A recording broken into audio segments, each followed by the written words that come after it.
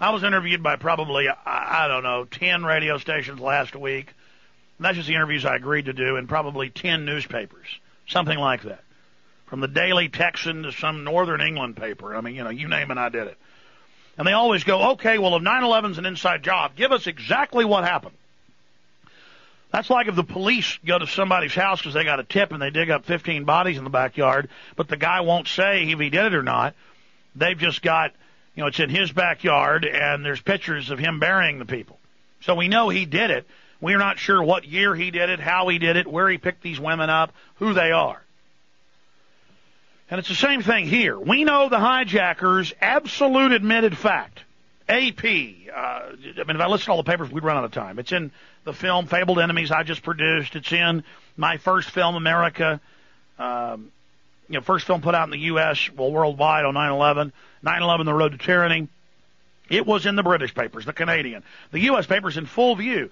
Hey, why is this colonel that runs the Defense Language School? Why is this general? Why is this embassy head saying the hijackers were U.S. government agents? And then I'd call them up. Toot, toot, toot, toot. Oh, hi, Mr. Springman. You were the head of the visa section for all of Saudi Arabia, the main U.S. embassy. And can I have you on the radio? And he comes on. He goes, well, all I know is I wouldn't let them back in. They were clearly Al-Qaeda. And then I got told by higher-ups, let them in. That's a CIA cover.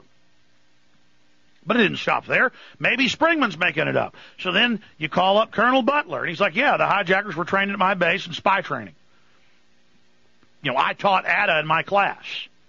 The dean teaches some class there. They were U.S. agents. And then you've got them training in Pensacola, and people go public there, and then they have plane crashes and die before they can speak out. But the point is, that's one piece of evidence. I have hundreds. I don't know what happened, man. All I know is the government was running drills that day of attacking the same buildings at the same time and used drills to make NORAD stand down. All I know is the U.S. troops were massed around Afghanistan in the months before to attack it, and Bush signed the launch order the day before, source MSNBC, Associated Press, Reuters. All I know is PNAC wrote documents and Dick Cheney wrote documents saying we need an attack that kills as many people as Pearl Harbor to organize our population to fight wars for oil and weapon sales. What am I supposed to do? And then I've got CNN and Fox videos where they're on the ground and cops and firemen are going, getting back, they're going to blow up Building 7. It's coming down. We've been told, get everybody back. The government's bringing it down. And then I go find those firemen and police and emergency workers, and I interview them. And I go, well, you're on the video. You're out there with Amy Goodman, and then you're told to get back. And what'd you hear? Well, FEMA wouldn't tell us exactly what was going on, but they were on their radio along with the Red Cross, and we finally said, why is everybody running out of the area? And they said, and took their hand off the CB, the radio, and it was going 5, 4, 3, 2. And the guys, run for your lives! Boom, boom, boom, boom, boom, boom, boom, boom, boom, boom. I mean, I'm supposed to ignore that? Seismographs pick it up. The NASA aircraft show 3,000, 2,600 degree molten steel. Molten, folks, from 1,500 degree jet fuel. People are standing in holes in the buildings 1 minute, and the next minute those pillars are blowing apart right beside them. Doesn't melt the woman, doesn't melt the man, but it melts giant 4-foot-around columns sprayed with asbestos, jacketed with fire retardant. And hundreds and hundreds and hundreds and hundreds and hundreds and hundreds and hundreds and hundreds.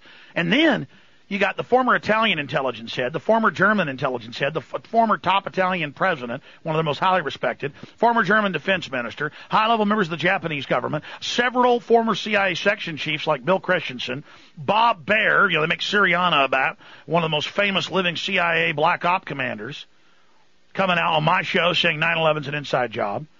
You've got Ronald Reagan's chief CIA advisor saying it's an inside job. All the evidence shows that. You've got governors and movie stars and all of them. Why? Because they've looked at the evidence, folks, and they had incredible courage to do that. You think it was fun day one going on my radio show and saying it was an inside job? You think it was years before making films about government-sponsored terrorism? My first film made in 1997 is about government-sponsored terror, America Destroyed by Design. Hey, I'm not tooting my horn, folks. As Winston Churchill said, a lot of people in their lives get run over by the truth, run into something really incredible. But most people get up and dust themselves off and act like nothing ever happened. Me, when I found out the feds bombed Oklahoma City, and I interviewed Hoppy Heidelberg, the grand juror, when the FBI came to his house and pointed guns at him and said, "You'll stop talking about bombs in the building." And when they killed cops in Oklahoma City who were speaking out about the BATF in there with bombs, I mean, they took cops and tortured them to death. I mean, gut them, spilt their guts out, sliced them all over, electrocuted them. You know, I found out about that. I found out everybody knew in Oklahoma City. And then I found out that the government did that. And I found out that the FBI cooked the bomb, trained the driver, gave them the detonators in '93 for the first World Trade Center attack. See, I was into this before it ever happened on 9/11. By the way, the next one's going to be bigger than that if we don't expose false flag terror. Stay with us. Your call straight ahead.